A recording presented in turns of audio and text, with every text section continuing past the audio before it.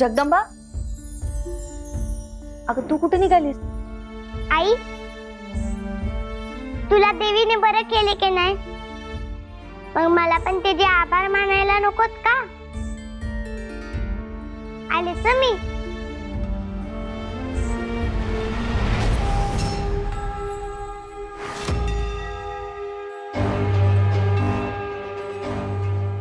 तू जाई, मी तुझ्याकडे मदत मागितली आणि तू ती केलीस. तू योग निद्रेतून जागी झाली नाहीयेस, पण तू कुणाला तरी माझ्या मदतीला पाठवले. आणि मला ते जाणवतंय, ज्या कोणी माझ्या आईला बरं केलंय त्यांचे मी मनापासून आभार मानते.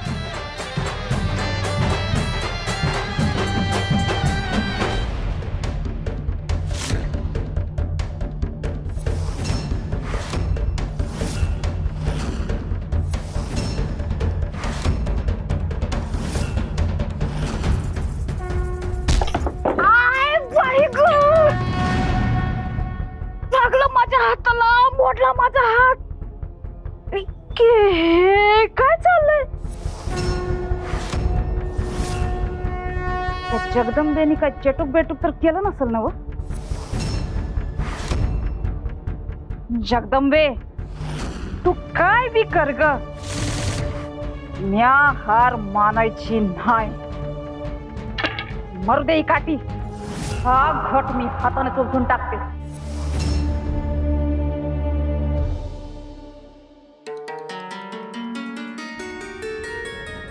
काही माणसं स्वतःच्या स्वार्थाने एवढी वेडी झालेली असतात की त्यांना स्वतःच्या भल्याची गोष्ट देखील दिसत नाही. ज्या घटाला तू थोतांड समजून दूर लोटत आहेस, तोच घट उद्याच्या भविष्याला दिशा दाखवणार आहे. जगदंबेच्या या घटाला तू कपटी मनाने हात देखील लावू शकणार नाहीस.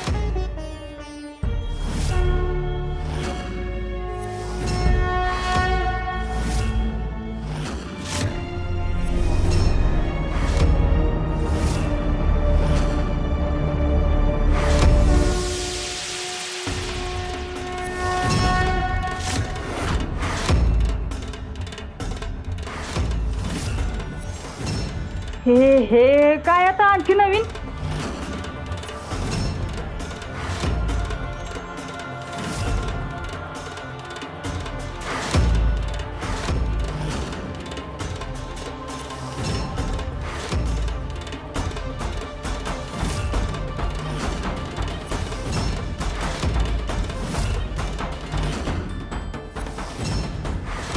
हे काहीतरी भलतच आहे.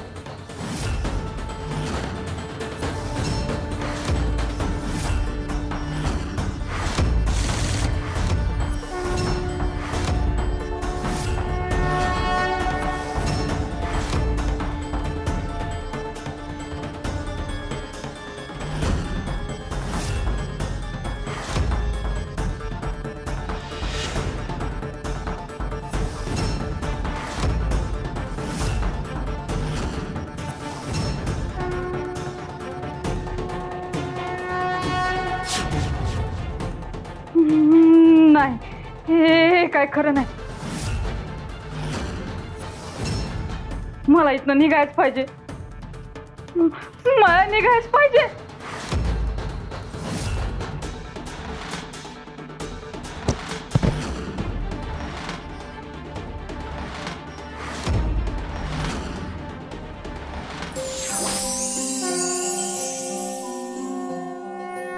तू जाई, तू लवकर योग निद्रेतून बाहेर ये. तू येत नाही तोपर्यंत माझ्या मदतीला धावून आलेल्या त्या शक्तींची कृपा माझ्यावर आणि माझ्या गावावर राहू दे.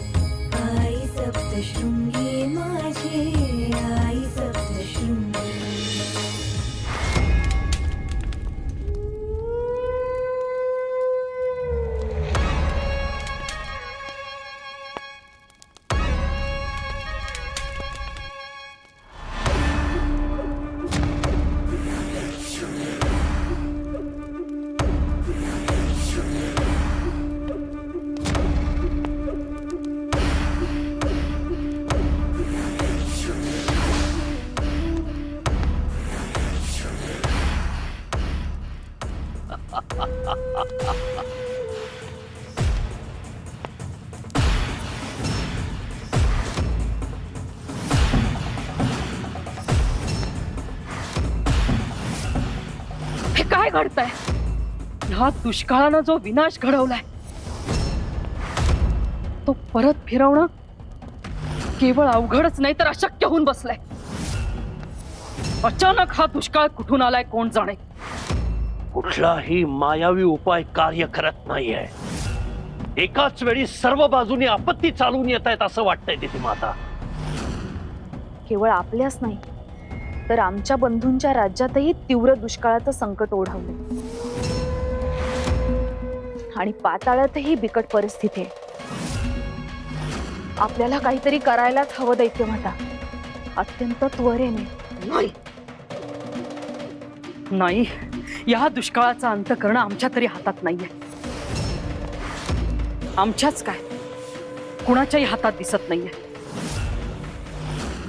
हा दुष्काळाचा निर्माता कोण आहे, याची सुरुवात कुठे आणि अंत कुठे हेही कळत नाहीये.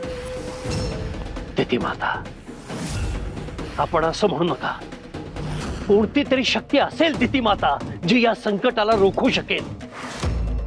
हे संकट रोखायला साधी शक्ती नाही, मोठी शक्ती हवी आहे. खूप मोठी शक्ती.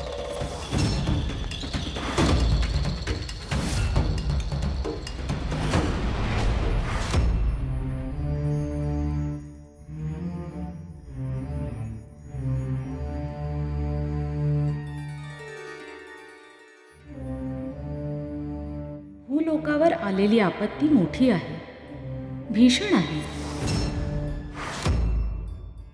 आपण तिघींनी मिळून या संकटाचा नाश करायला हवा.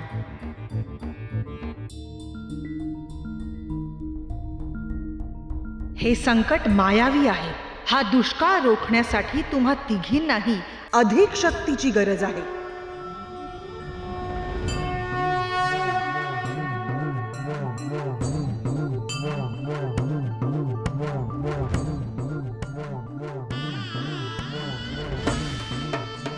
तुमची शक्ती तर मोठी आहेच. तुम्हीही हा दुष्काळ थांबवू शकता.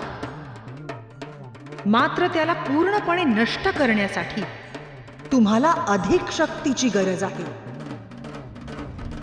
आदिशक्ती देवी,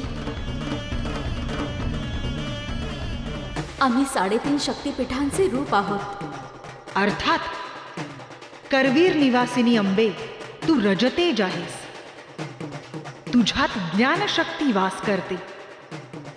माहूर गडावर राहणाऱ्या रेणुका देवी, तू क्षात्र तेज धारण करतेस. तुझ्यात इच्छाशक्ती वास करते. चिंचपुरात राहणारी तुळजा ही ब्रह्मतेज आहे. तिच्यात क्रियाशक्ती वास करते. आणि वनी येथे वास करणारी सप्तशृंगी तुझ्यात संयोगी तेज आहे.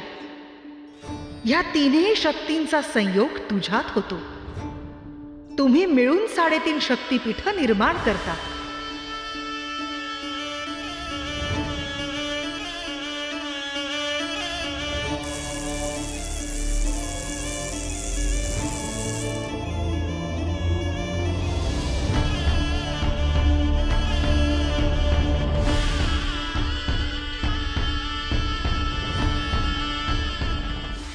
शक्तिपीठाच्या या संयोगाने जी ऊर्जा निर्माण होते ती या भूभागाला आणि इथे निवास करणाऱ्या प्रत्येकाला सुरक्षा, आनंद, शांती आणि वैभव प्रदान करते.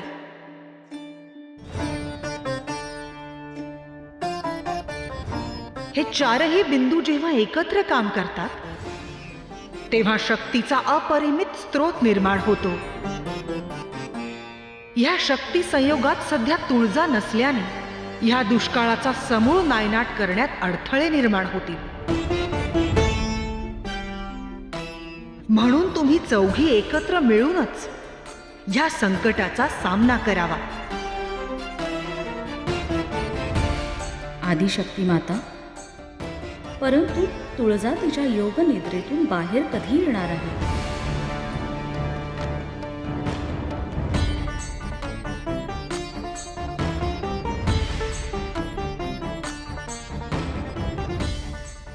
आता थोडाच काळ उरला आहे. तुळजा तिच्या योग निद्रेतून जागृत होणार. तोवर भूलोकावर असलेल्या लोकांचं काय? त्यांची योजना आम्ही केलीये. जगदंबावर आमचा पूर्ण विश्वास आहे. तुळजाचे ते रूप ह्यातून मार्ग नक्की काढणार. परंतु जगदंबा तर लहान आहे, ती हे सगळं कसं साध्य करेल? नक्की करेल, परंतु जे होईल त्यात तुम्ही हस्तक्षेप करू नका. तिला गरज असेल तिथे केवळ तिला सहाय्य करा.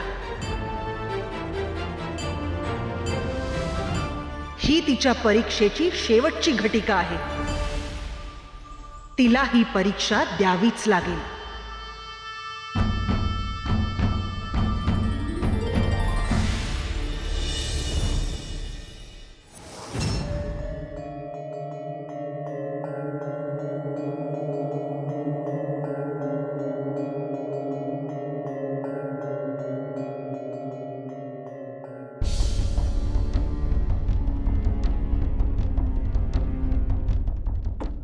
अगं मला सांगायचं ना, जरा बरं वाटलं म्हणजे पूर्ण बरी झालीस असं नाही.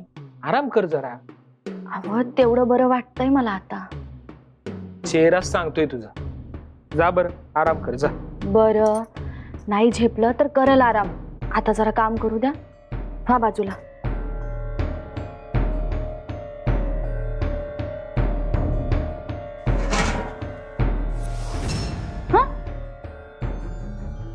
अगं बाई, यातलं धान्य कुठं गेलं? यातच ठेवलं होतं का दुसरी कोणीकडे? नाही, यातच होतं. मग डब्यातलं धान्य गेलं कुठं? गंगाई, ए गंगाई,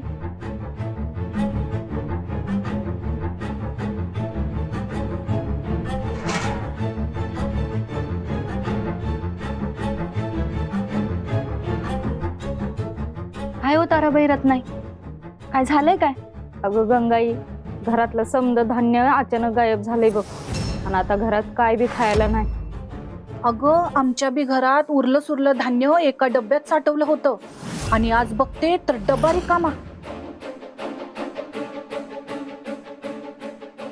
अगं बाई, आमच्या घरी बी असंच होतंय समद. आता हे काय आणि आखरी धान्य गेलं तर गेलं कुठं?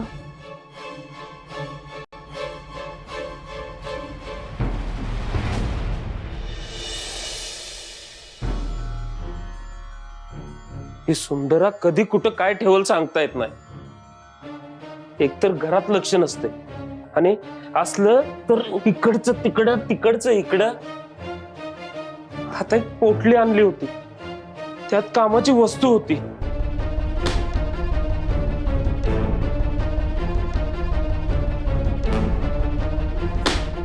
आता कुठं ठेवली असेल देव जाणे.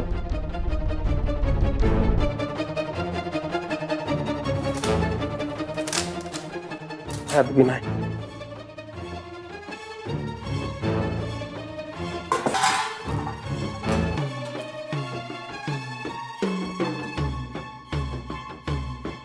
ह्यात बी नाही. देवा आता कुठं शोधू?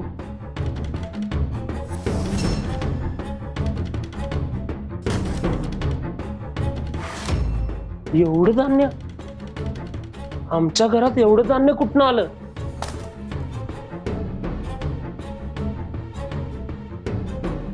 कालपर्यंत तर काहीच नव्हतं, आज अचानक कुठनं आलं?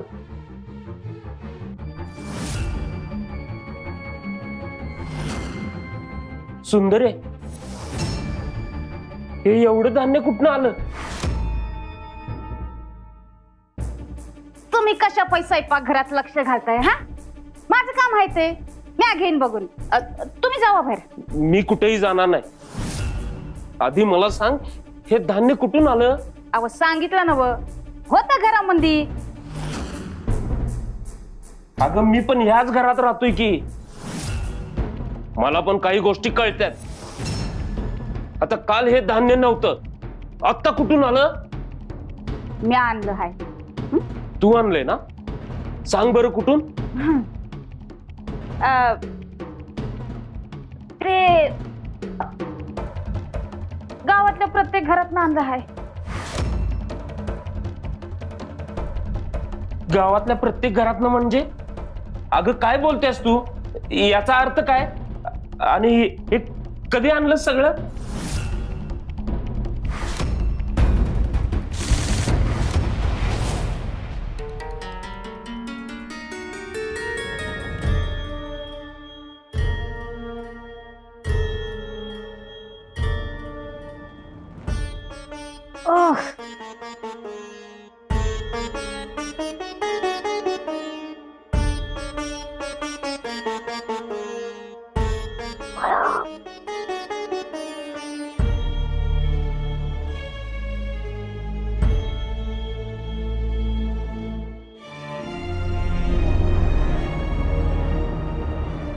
घोट फोडाया गेले आणि हाती आलाच नाही. बाई काहीतरी आकृतच घडलं. चेटू का जादू टोना का काय कोण जाणार. पर म्या बी सुंदर आहे, स्वस्त बसायची नाही मी. आता परत जाते मंदिरात.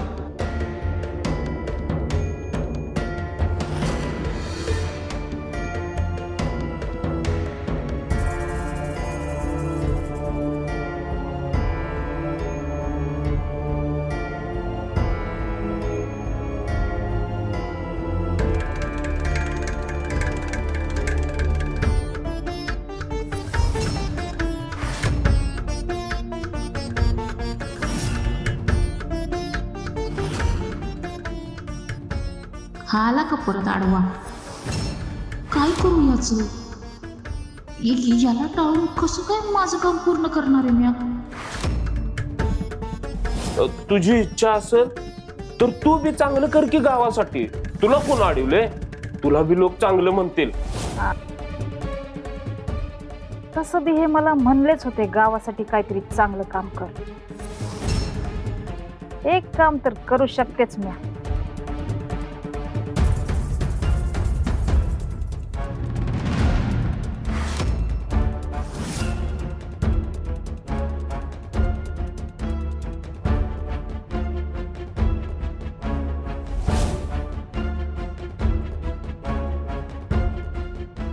अहो तुमच्या सांगण्यावरनं आणलं हे समज. माझ्या सांगण्यावरनं? म्या कधी तुला धान्य आणायला सांगितलं? अहो तुम्ही धान्य आणायला नाही सांगितलं मला, पण गावासाठी काहीतरी चांगलं कर हे म्हणाला होतात ना. मग हे चांगलं काम केलंयस तू? चांगलंच केलं आहे.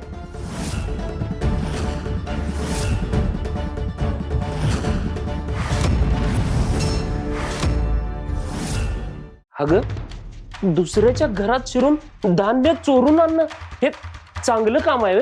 ह्यात काय चांगलं आहे सांग बघू जरा. अहो गावात समजे लोक त्या जगदंबेचं कौतुक करतात. आता मी समध्या गावाला अन्नदान करीन आणि त्या जगदंबेच्या नावानं कांगावा करीन.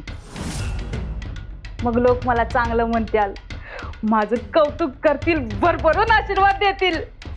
अगं हे चांगलं नाही सुंदर आहे, ही लबाडी आहे, पाप आहे हे. पाप? अहो पाप तर तुम्ही केलं हाय. म्या? हा, यात काय बी चुकीचं नाही.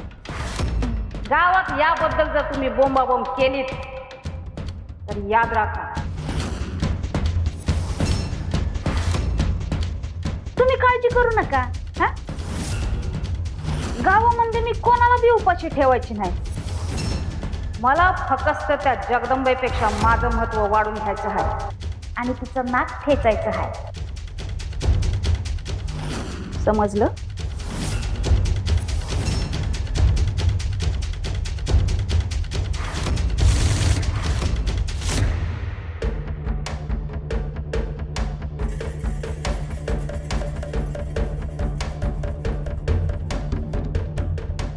हे काय? ह्याला तर कोंब पण फुटले नाहीत अजून.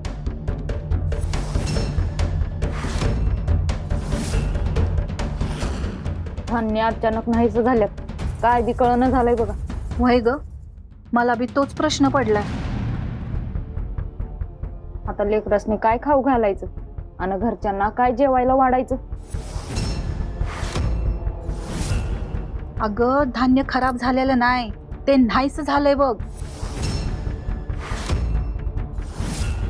मला तर वाटतंय कुणी चोरून तर नेलं नसेल ना मग. नाही र, धान्य कशाला कोण चोरून येते?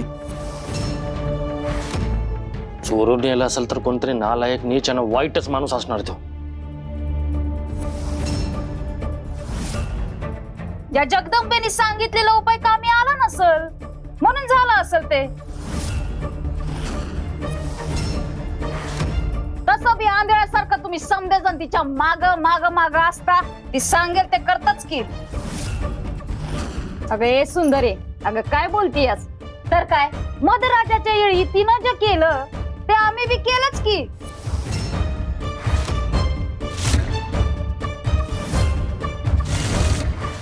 मी आणि माझा नवरा मधराजाच्या सेवेत आहोत असं भासून गावाला मदतच करत होतो ना वा. तर तू काय मदत केलीस आणि कशी केलीस माहितीये की आम्हा सगळ्यांना. होय होय वय काय बरोबर आहे. खरंय? सोनं आणलं होतं तेव्हा बाई थोबाड बंद होती. हा सोनं घ्यायला बरं हा फपल्यासारखा आला होता तेव्हा कोणी काय बोललं नाही आणि आता बोलला सवय. अरे थांबा, अरे थांबा, अरे थांबा रे. मला सांगा, यो वाद घालून काय उपयोग होणार आहे का? आपण काहीतरी उपाय काढू ना याच्यावर. अहो पण जनक बाबा, उपाय तरी काय काढायचा आता?